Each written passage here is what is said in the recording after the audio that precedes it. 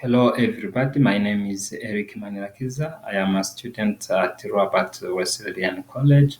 I want to share with you a small presentation about the implementation of an evidence-based nursing practice culture in a health institution.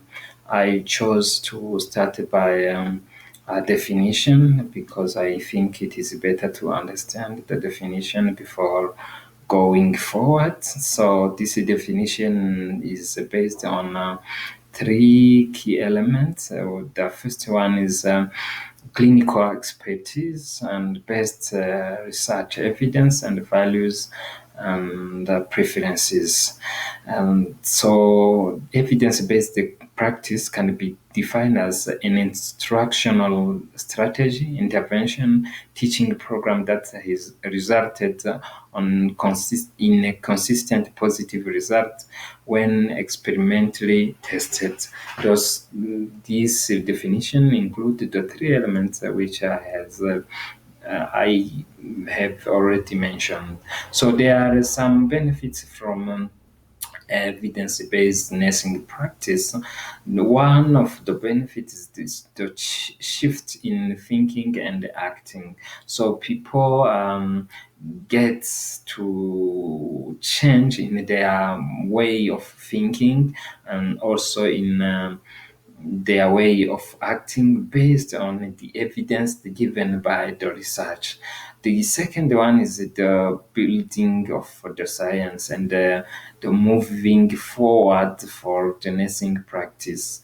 It also enhances the professional status. It ensures nurses' leadership roles on healthcare. It also in a very different way and in a very nice way improve the quality of care and then patient satisfaction, which I think it is the goal and the end of the, the, the the evidence-based practice. We need to improve the quality of care by questioning our activities and looking at the way of making innovation. So for every program, there are some difficulties and some problem. For this program, some difficulties are, for example, the competence of a nurse manager, the ability for research uh, to practice, the workload of nurses. Nurses are very busy because of lack of nurses in some institution. Can people feel that they need adapt to help them. So introducing new changes can be another load which are added. The other problem is the difficulty of assessing evidence. Also, because in some ways researches are not done because it requires money, time, and competencies.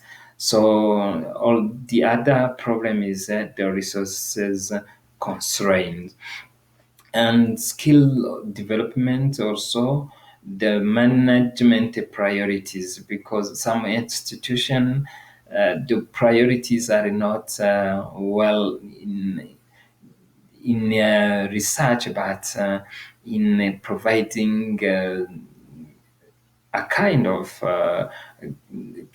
of care without looking at research. Some their budgets that don't include research budget. So the other problem is the societal influences, the culture for change also in some institution or some countries is not there. So what can a nurse leader can do? It is to look after human resources, the, playing the role of model, creating networking opportunities. I am thinking about, for example, some health institution which are advanced, which can give their experience to the other health institution which remain behind. Some countries which are very well advanced in this area, which can share experience and data also with the other countries, shared leadership, and the psychosocial support for those people who are involved in this program.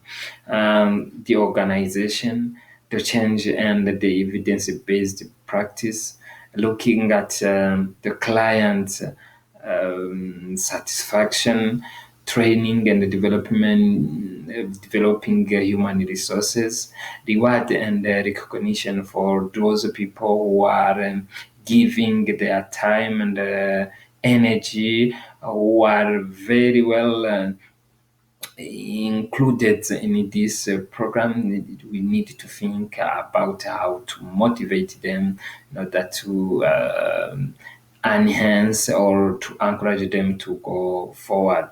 Establishing questioning culture, it is very important, this one, because we have been doing things without questioning them. So it is time to question our activities and try to look for the way to go forward.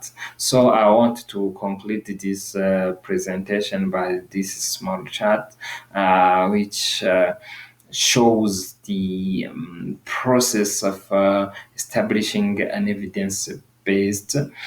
So, in order to introduce changes, we need to assess the needs of change.